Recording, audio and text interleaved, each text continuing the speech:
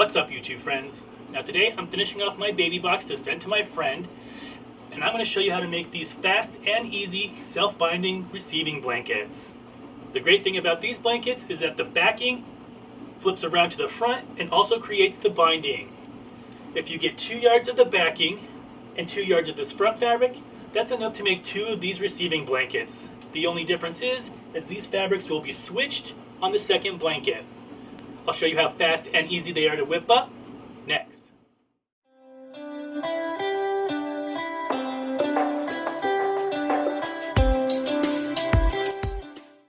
So the things you're going to need to make this quick and easy self-binding receiving blanket are 1 piece of flannel that measures 40 inches squared. Now this is going to be our backing as well as the binding that folds over. And you're also going to need another piece of flannel that measures 30 inches squared. And this is going to be the center of our receiving blanket. I'll be using my iron and ironing board, sewing machine with matching thread, and some pins. So let's get started. Alright guys, so there's a few steps that we need to do before we start sewing. So on your 40 by 40 inch piece of flannel, we need to find the middle point of each side. So to do that, I'm just going to line it up on my grid. You could just go ahead and fold it in half and mark it if you want to do that. And with my friction pin, I'm going to make a mark at 20 inches. And we're going to do that to all 4 sides.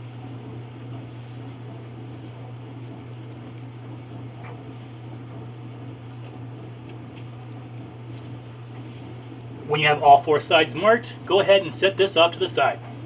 Now you just want to take your 30 inch square and do the exact same thing. Only this time, half of 30 is 15. So I'm going to line it up on my grid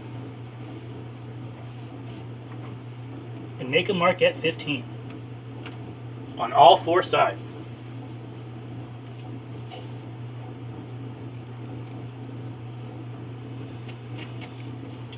Next, on every corner of our 30 inch square, we want to come in a 1/4 inch and make a mark, and go down a 1/4 inch and make a mark.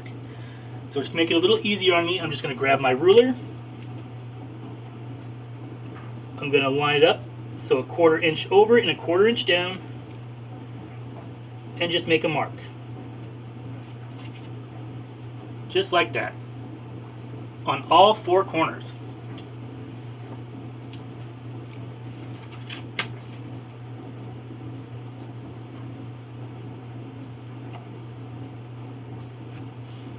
Now you just want to go ahead and grab your 40 inch square again.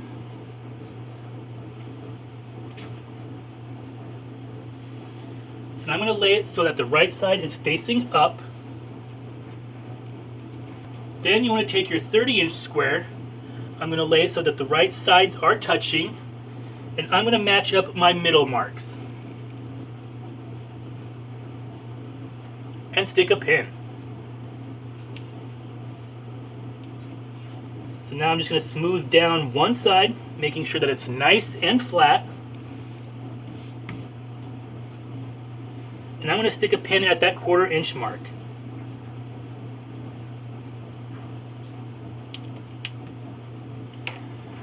And just to be safe, a few more in between. And I'm going to do the same thing to this side.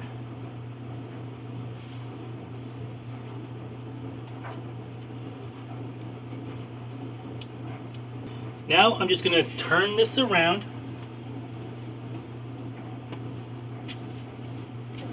and do the same thing to the bottom. So I'm going to match up my center points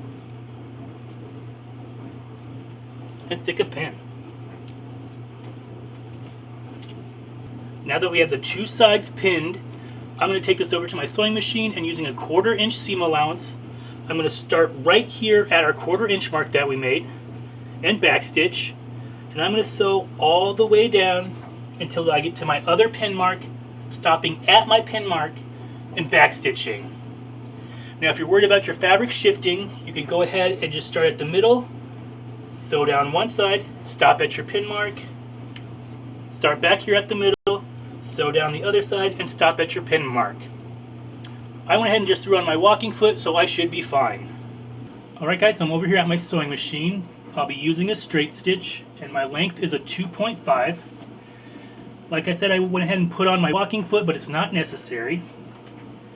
Now I put my needle exactly on that 1/4 inch mark, and I'm going to backstitch.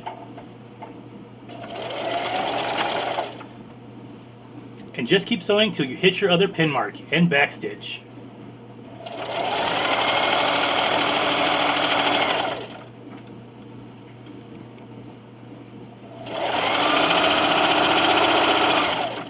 Alright guys, so I'm coming up to my other pin mark, and you want to make sure that you stop exactly on that pin mark and backstitch.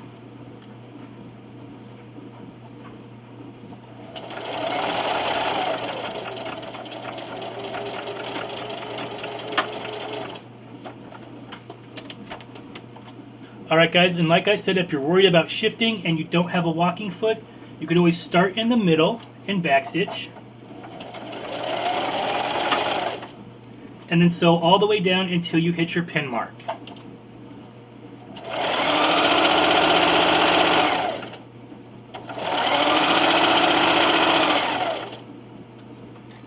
And don't forget to backstitch when you hit your pin mark.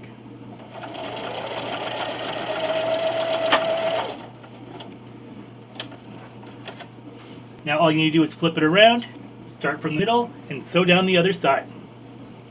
Alright guys, so you should have something that looks like this, with 2 sides done. And now we're going to do the same thing with the other 2 sides. So I'm going to match up my center points and stick a pin. The only thing different is on one of these sides we're going to leave a 3 to 4 inch opening. So I'm just going to stick another pin here. I'm going to measure down about 4 inches and stick a pin. So this right here we will leave open.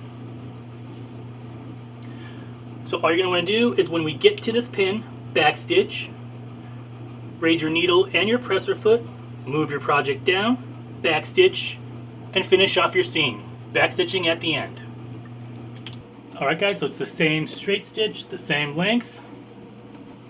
Don't forget to backstitch.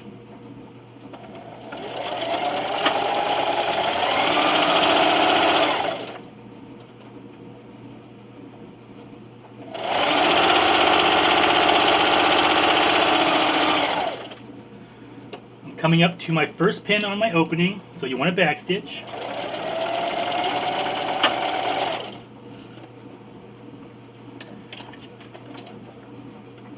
Slide it on down to your second pin and backstitch, and just finish off your seam, backstitching at the end.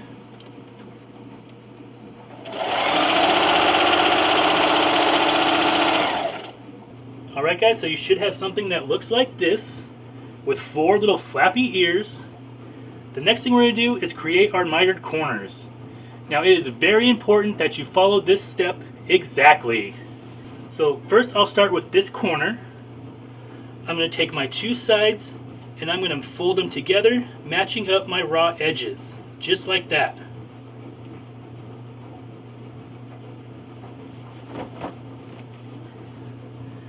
Here's my 2 sides and I fold them together, matching up the raw edges. Next I'm going to take my ruler and I'm going to line it up on the fold. Now this is very important. You want to do it on the fold, not down here. Ask me how I know. So I'm going to line up one straight line on my fold, and I'm just going to butt up my ruler right up against that seam line.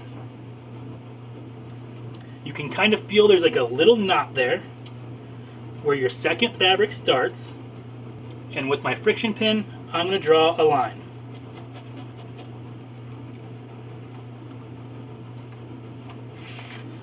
Should look just like that. And just to keep it from moving, I'm going to throw in some pins.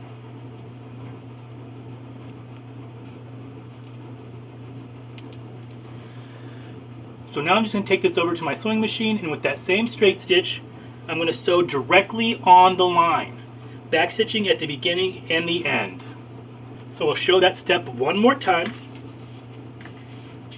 I'm going to take my two sides, I'm going to match them up. Now as you can see here, these are even, but this fabric is not.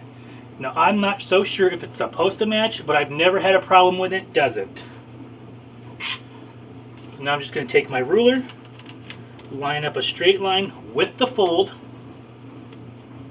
butt it up against my previous stitches, and draw a line.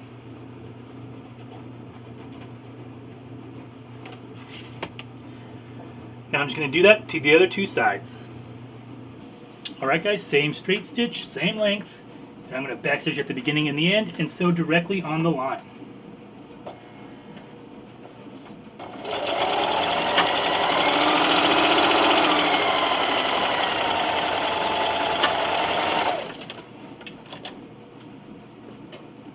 You want to do that to all four corners. Now that I have all four corners sewed together, I'm going to take my pinking shears and I'm going to cut off the dog ear. You do not need pinking shears, but since I have them, I'm just going to use them.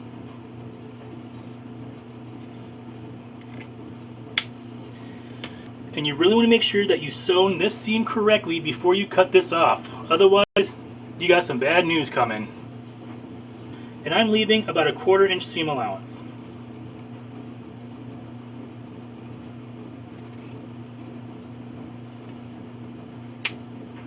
And now I'm just going to go back through and clip off all of my threads.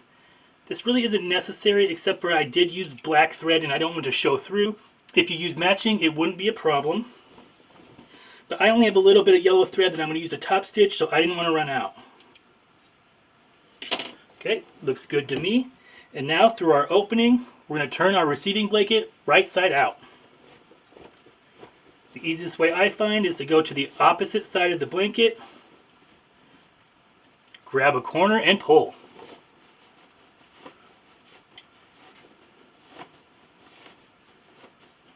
And now using a bone folder or something that's not sharp, I'm going to poke out my corners carefully. Make sure they're nice and sharp.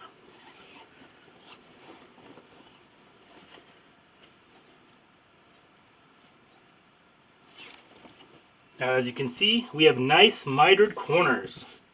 The next thing you're going to do is take this over to your ironing board and give it a good press. And I like to start from the back first and make sure everything is nice and flat, and then flip it around and make sure everything's nice and flat on the opposite side. Now at our opening here, you want to make sure that your raw edges are tucked in, that everything is laying nice and flat, and if need be, stick a pin or two. Alright, so I have this nice and pressed. I threw a couple pins over here at my opening, and now we just want to top stitch our two layers together.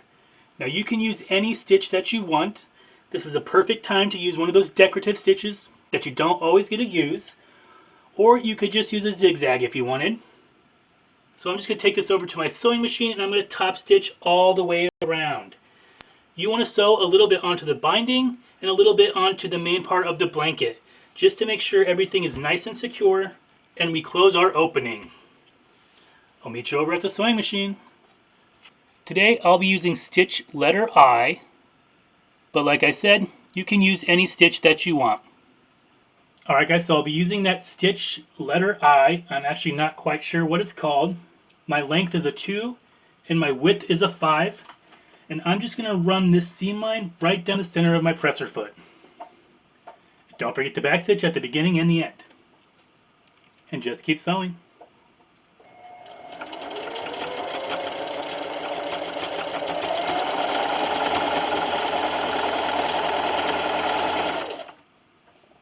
I'm coming up to my corner here, and I do have a little pucker. It's not a problem. But I'm going to stop with my needle down.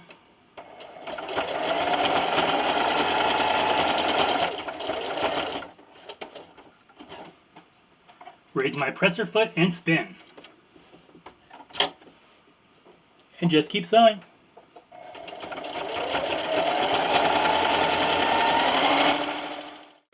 And once you finish top stitching, your receiving blanket is finished. And I think this one turned out really cute. I really like the yellow with the elephants. And here's one I made with some pink fabric and this sweet pea fabric. It also turned out great. Now for this one I used a scallop stitch for the top stitching. It's not my favorite, but it's not the worst either. The only reason why I really don't like the scalloped edge is because it's very inconsistent. Had I used my walking foot when I did this blanket, I don't think I would have had such a problem. But I don't think baby or mother will care. Now in my goodie box, I'm also going to include 6 of my burp cloths, 4 matching bibs, and 2 pacifier clips. Now I'll go ahead and I'll link my video for my pacifier clips and my bibs at the end of this video. And I also have a few other things I'm going to throw in here, but that's going to be a surprise. She's probably watching this video. Now just like the burp cloths, any parent could never have enough receiving blankets. It always seems there's at least 4 or 5 in the laundry going from all those diaper blowouts and spit up. This project was so fast and easy, and I just know my friend is going to love it. So Ryan, I'll be putting these in the mail as soon as this water goes down. Now I've had a few subscribers in the past ask me how they can help out my channel. I recently made a Patreon account, I'll link it down below. And if you'd like to help out my channel, head on over there and check it out. But I am in no way, shape, or form forcing you to do so. I hope you give this video a try. If you like this video and want to see more of my videos, go down below and hit the big red subscribe button and give this video a big thumbs up. If you have a question about this video or any of my other videos, or just like to leave a suggestion for a future upcoming video, leave me a comment. Head on over to Facebook, Twitter, and Patreon at Scrappy's Patch if you'd like to be my friend over there. Feel free to share this video across your social medias. And as always, thanks for watching. Happy sewing, and I'll see you next time.